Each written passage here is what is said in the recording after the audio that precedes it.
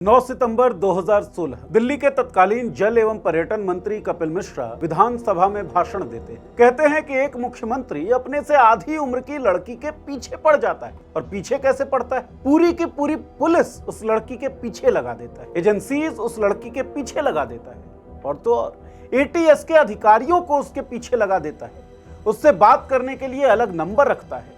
उस लड़की के प्राइवेट मूवमेंट्स और प्राइवेट कन्वर्सेशन को रिकॉर्ड करने के लिए गृह मंत्री पुलिस वालों को निर्देश देते। यह आरोप लगाते हुए कपिल मिश्रा सदन के अंदर मोबाइल पर एक ऑडियो भी प्ले कर देते। जिस मुख्यमंत्री और गृह मंत्री की बात कपिल कर रहे थे वो थे नरेंद्र मोदी और अमित शाह। मामला जुड़ा था 2009 के गुजरात से। मोदी या शाह पर इस तरह का वोकल हमला उस दौर में दुर्लभ था, लेकिन कपिल मिश्रा ने यह हमला किया और खूब चर्चाएं बटोरी।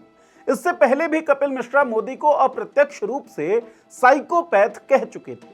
कपिल मिश्रा आम आदमी पार्टी के फायर ब्रांड नेता थे, जिनका ग्राफ तेजी से बढ़ रहा था। लेकिन विधानसभा में मोदी के खिलाफ दिए गए आक्रामक भाषण के 9 महीनों बाद कपिल मिश्रा को आम आदमी पार्टी सस्पेंड कर देती। बीजेपी में शामिल होने के सवाल पर कपिल मिश्रा ने क्या कहा था, सुनिए। मैं ये कहना चाहता हूं कि मैं बीजेपी में कभी नहीं जाऊंगा। लेकिन वक्त बढ़ा और कपिल मिश्रा का फायर बदल गया।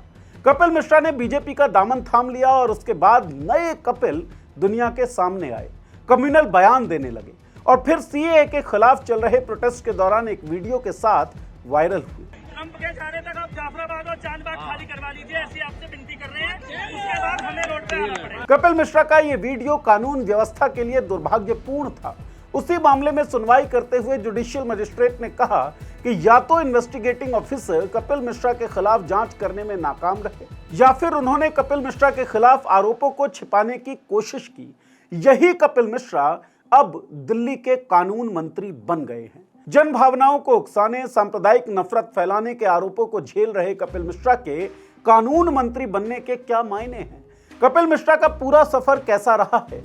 मोदी के खिलाफ वोकल कपिल मिश्रा बीजेपी में स्थापित कैसे हो गए, जानेंगे पार्ट 2 पावर के इस एपिसोड में।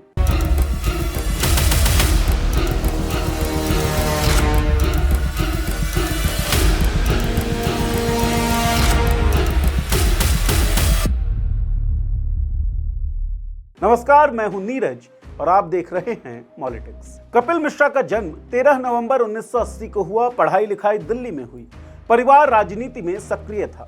कपिल मिश्रा की मां अन्नपूर्णा मिश्रा बीजेपी के नेता थी और पिता सोशलिस्ट थिंकर। कपिल मिश्रा ने अंबेडकर कॉलेज से बीए की और फिर सोशल वर्क में लग गए। Kapil Mishra youth for justice नाम की एक संस्था के को फाउंडर रहे। जेसिका लाल हत्याकांड, किसानों की आत्महत्याओं और यमुना नदी पर अतिक्रमण जैसे मुद्दों पर आवाज उठाई।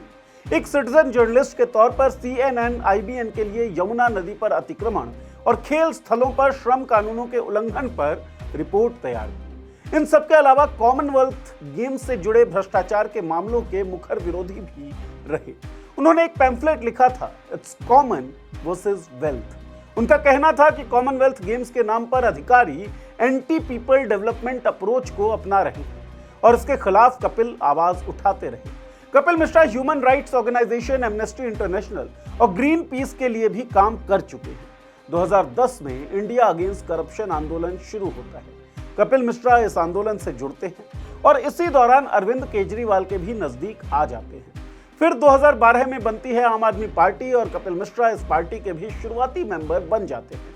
2013 में आम आदमी पार्टी पहली बार चुनाव लड़ती है। कपिल मिश्रा करावल नगर से चुनाव लड़ते हैं लेकिन जीत नहीं पाते। आम आदमी पार्टी अल्पमत की सरकार बनाती है। अल्पमत की यह सरकार ज्यादा दिनों तक नहीं टिकती। दिल्ली में केवल 2 सालों के बाद एक बार फिर विधानसभा के चुनाव होने होते हैं। इस बार कपिल मिश्रा करावल नगर से चुनाव जीत जाते हैं। आपकी सरकार बनती है और कपिल बन जाते हैं कैबिनेट मंत्री। जल संसाधन, पर्यटन, कल्चर एंड लैंग्वेजेस जैसे पोर्टफोलियोज कपिल मिश्रा को मिलते हैं। कपिल मिश्रा की आवाज जो सड़क पर गूंजती रही थी, अब प्रतिष्ठित मंचों पर भी और दिल्ली विधानसभा के अंदर भी आक्रामक रूप से गूंज रही थी। 25 जनवरी 2016 को जयपुर के एक लिट फेस्ट में फ्रीडम ऑफ स्पीच पर बात कर रहे थे। अनुपम खेर भी इस सेशन में वक्ता के तौर पर मौजूद थे। अनुपम ने अपने भाषण के अंत में मोदी पर की जाने वाली टिप्पणियों के बारे में कहा कि आप मोदी को कॉवर्ड या साइकोपैथ नहीं बोल सकते। इसके बाद कपिल मिश्रा की बारी आई। कपिल मिश्रा ने व्यंग्यात्मक लहजे में फ्रीडम ऑफ स्पीच का पुरजोर समर्थन किया। एक ही आदमी कर सकता है क्या? इस देश में हम सब कर सकते हैं अपने अपने मन की बात। मैं अपने ट्विटर पे क्या लिखूंगा, फेसबुक पे क्या लिखूंगा, ये नेता थोड़ी बताएंगे। संसद में बैठ के कानून बना दिया, कानून होना चाहिए, कानून होना चाहिए, कानून होना चाहिए।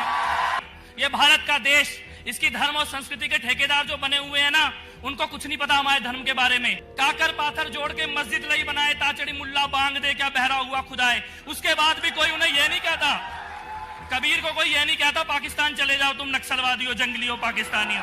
कोई नहीं कहता कबीर को ये। वक्त बढ़ा, 9 सितंबर 2016 का दिन आया। कपिल मिश्रा सदन में बोलने के लिए उठते हैं। नरेंद्र मोदी और अमित शाह से जुड़े 2009 के एक मामले को बिना किसी लाग लपेट के बोल जाते हैं। बोलते हैं कि सुप्रीम कोर्ट में दाखिल एक हलफनामे के आधार पर कपिल कहते हैं कि एक मुख्यमंत्री अपने से आधी उम्र की लड़की के पीछे पड़ जाता है। और पीछे कैसे पड़ता है? पूरी की पूरी पुलिस एजेंसीज और एटीएस के अधिकारियों को उस लड़की के पीछे लगा देता है। उससे बात करने के लिए अलग नंबर रखता है। जिस मुख्यमंत्री की बात कपिल बता रहे थे वो कोई और नहीं बल्कि नरेंद्र मोदी था। कपिल ने आगे ये भी कहा कि उस लड़की के प्राइवेट मूवमेंट्स और प्राइवेट कन्वर्सेशन को रिकॉर्ड करने के लिए गृह मंत्री अमित शाह पुलिस वालों को निर्देश देते हैं। ये कहकर कपिल मिश्रा सदन के अंदर मोबाइल पर एक ऑडियो भी प्ले कर देते हैं।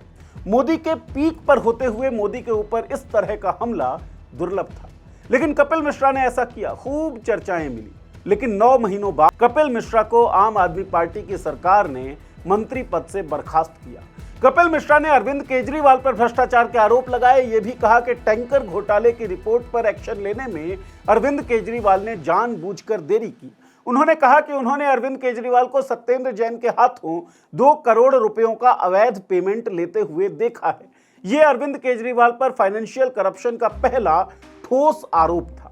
हालांकि कुछ साबित नहीं हो सका और अरविंद का नाम उस मामले से हट गया, लेकिन पार्टी ने कपिल मिश्रा को 8 मई को बर्खास्त कर दिया। 9 महीने पहले मोदी की जबरदस्त आलोचना करने वाला आम आदमी पार्टी की सरकार का मंत्री अब अपने मुख्यमंत्री और पार्टी प्रमुख पर भ्रष्टाचार के आरोप लगा रहा था। पार्टी से निकाला जा चुका था। सवाल था, क्या बीजेपी में जाएंगे कपिल मिश्रा? कपिल मिश्रा ने इस सवाल के जवाब में क्या कहा था वो सुनिए। अगर कोई एक आदमी आम आदमी पार्टी में डंके की चोट पे भारतीय जनता पार्टी के खिलाफ बोला है, मोदी जी की नीतियों के खिलाफ बोला है, तो उसका नाम कपिल मिश्रा है। मैं ये कहना चाहता हूं कि मैं बीजेपी में कभी नहीं जाऊंगा। अगले 2 सालों तक कपिल मिश्रा ने बीजेपी ज्वाइन नहीं की, लेकिन 2019 के लोकसभा चुनावों में बीजेपी के पक्ष में प्रचार किया। डिफेक्शन के दोषी पाए गए और 2 अगस्त 2019 को एंटी डिफेक्शन लॉ के तहत विधानसभा से डिस्क्वालीफाई हो गए। 15 दिनों बाद यानी कि 17 अगस्त 2019 को कपिल मिश्रा बीजेपी में शामिल हो गए। इसके बाद कपिल मिश्रा के तेवर पहले की तरह आक्रामक ही रहे, लेकिन उनका अप्रोच पूरी तरह बदल गया। फरवरी 2020 में दिल्ली विधानसभा के चुनाव होने थे। दिल्ली में नागरिकता कानून और एनआरसी के खिलाफ आंदोलन चल रहा था। 23 जनवरी 2020 को कपिल मिश्रा एक ट्वीट करते हैं, इंडिया वर्सेस पाकिस्तान। 8 फरवरी दिल्ली, 8 फरवरी को दिल्ली की सड़कों पर हिंदुस्तान और पाकिस्तान का मुकाबला होगा। इलेक्शन कमीशन ने कपिल मिश्रा के इस ट्वीट को घोर आपत्तिजनक और सांप्रदायिक भावनाओं को भड़काने वाला माना और दिल्ली पुलिस को निर्देशित किया कि कपिल मिश्रा के खिलाफ एफआईआर दर्ज की जाए। इन चुनावों में कपिल मिश्रा मॉडल टाउन से बीजेपी के उम्मीदवार थे, चुनाव हार गए। ये 3 चुनावों में कपिल मिश्रा की दूसरी हार थी। राजनीतिक रास्ता मुश्किल हो सकता था, करियर धुंध में दिख रहा था, लेकिन कपिल सांप्रदायिक बयानों की डोर पकड़े आगे बढ़ते रहे। 23 फरवरी 2020 को कपिल मिश्रा नागरिकता कानून के पक्ष में आयोजित एक रैली को संबोधित कर रहे थे। उन्होंने नागरिकता कानून के विरोध में प्रदर्शन कर रहे प्रदर्शनकारियों के बारे में कहा कि दिल्ली में आग लगी रहे, ये यही चाहते हैं, इसीलिए इन्होंने रास्ते बंद किए, इसीलिए दंगे जैसा माहौल बना रहे हैं। इसके बाद दिल्ली पुलिस को लगभग धमकी देते हुए कपिल मिश्रा ने कहा कि ट्रंप के जाने तक तो हम शांति से जा रहे हैं, लेकिन उसके बाद हम आपकी भी नहीं सुनेंगे। ट्रंप के जाने तक आप जाफराबाद और चांदबाग खाली करवा दीजिए, नहीं तो उसके बाद हमें रोड पर आना पड़ेगा। दिल्ली में आग लगी रहे, ये यही चाहते हैं, इसीलिए इन्होंने रास्ते बंद किए, इसीलिए दंगे जैसा माहौल बना रहे हैं। हमारी तरफ से एक भी पत्थर नहीं चला है। सीसीपी साहब हमारे सामने खड़े हैं। मैं आप सबके बिहाफ पे ये बात कह रहा हूँ, ट्रंप के जाने तक तो हम शांति से जा रहे हैं, लेकिन उसके बाद हम आपकी भी नहीं सुनेंगे अगर रास्ते खाली नहीं हुए। ट्रंप के जाने तक आप जाफराबाद और चांदबाग खाली करवा लीजिए, ऐसी आपसे विनती कर रहे हैं। उसके बाद हमें रोड पे आना पड़ेगा। कपिल मिश्रा के भाषण के कुछ घंटों बाद ही हिंसा भड़क उठी। दंगे में मारे गए लोगों के परिजनों ने मिश्रा पर हिंसा भड़काने का आरोप लगाया और उनकी गिरफ्तारी की मांग की। हालांकि पुलिस ने उनके खिलाफ कोई ठोस कार्रवाई नहीं की, ऐसे आरोप लगते हैं। दंगों में 53 लोगों की मौत हुई और 200 से ज्यादा लोग घायल हुए। उनके खिलाफ 3 शिकायतें दर्ज की गई, जिनमें से एक सुप्रीम कोर्ट में थी। इसी मामले से जुड़ी एक शिकायत पर 18 जनवरी 2025 को दिल्ली कोर्ट ने एक व्यक्ति को कपिल मिश्रा के खिलाफ एफआईआर दर्ज करने के लिए संबंधित एमपी एमएलए कोर्ट का दरवाजा खटखटाने को कहा। कड़कड़डूमा कोर्ट के प्रथम श्रेणी न्यायिक मजिस्ट्रेट ने आदेश में कहा कि ऐसा लगता है कि जांच अधिकारी को पुलिस अधिकारियों की अधिक चिंता थी और या तो वह कथित आरोपी नंबर 3 कपिल मिश्रा के खिलाफ जांच करने में विफल रहा या उसने उक्त आरोपी कपिल मिश्रा के खिलाफ आरोपों को छिपाने की कोशिश की। एटीआर उसके यानी कि कपिल मिश्रा के बारे में पूरी तरीके से चुप है। मजिस्ट्रेट ने यह भी कहा कि कथित आरोपी नंबर 3 कपिल मिश्रा जनता की नजरों में है, उसकी अधिक जांच की जा सकती है। समाज में ऐसे व्यक्ति आम जनता के मार्ग और मनोदशा को निर्देशित करते हैं। इस प्रकार ऐसे व्यक्तियों से भारत के संविधान के दायरे में जिम्मेदार व्यवहार की अपेक्षा की जाती है। कहने का मतलब यह था कि जिम्मेदार व्यवहार कपिल मिश्रा ने किया नहीं और सांप्रदायिक दंगे भड़काने की कोशिश की। कपिल मिश्रा शाहीन बाग आंदोलन के बाद भी उग्र बयान देते रहे। 26 जनवरी 2021 को किसान आंदोलन के बारे में उन्होंने सोशल मीडिया एक्स पर लिखा, ये कभी किसान आंदोलन था ही नहीं, ये खालिस्तानी नक्सली इस्लामी आतंक का गठबंधन है। हर नेता, पत्रकार, कवि, लेखक जिसने इन आतंकवादियों का समर्थन दिया वो अपराधी है। योगेंद्र यादव और राकेश टिकैत केवल किराए पर भौंकने वाले श्वान से ज्यादा कुछ भी नहीं।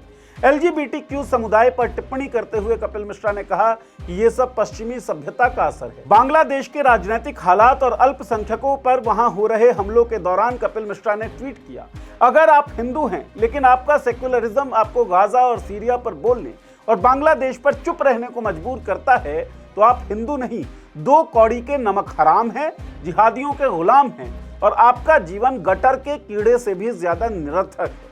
6 दिसंबर 2024 को कपिल मिश्रा ने सोशल मीडिया एक्स पर लिखा, 6 दिसंबर का दिन साक्षी है कि मंदिरों के शिखरों को तोड़कर बने मस्जिदों की गुंबद अस्थायी हैं, क्षणभंगुर हैं। उनका मिटना उसी दिन सुनिश्चित हो गया था जिस दिन उनका निर्माण हुआ।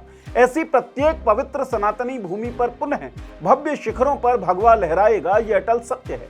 इन सब ट्वीट्स के साथ 25 जनवरी 2016 के इस वीडियो को भी देखा जाना चाहिए, जिसमें पुरजोर तरीके से Kapil Mishra freedom of speech की बात करते हैं।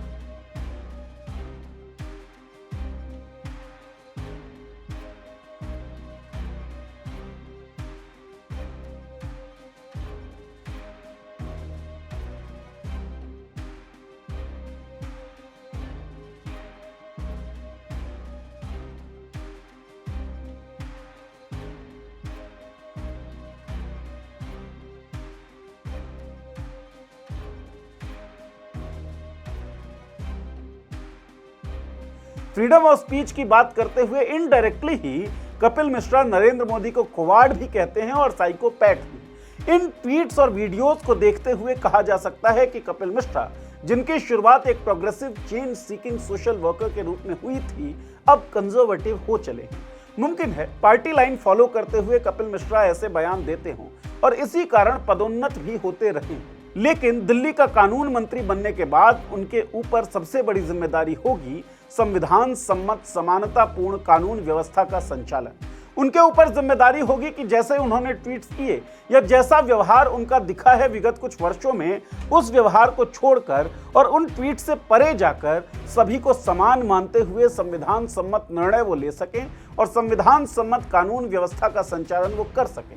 क्या कपिल मिश्रा ऐसा कर पाएंगे? आपको क्या लगता है? अपनी राय इस वीडियो के कमेंट बॉक्स में लिखें। कोई सुझाव हो, परामर्श हो, सलाह हो, वो भी इस वीडियो के कमेंट बॉक्स में लिख दें। इस चैनल को सब्सक्राइब करें, बेल का आइकन दबाएं ताकि हमारे वीडियोस की नोटिफिकेशंस आपको मिलती रहे। शुक्रिया।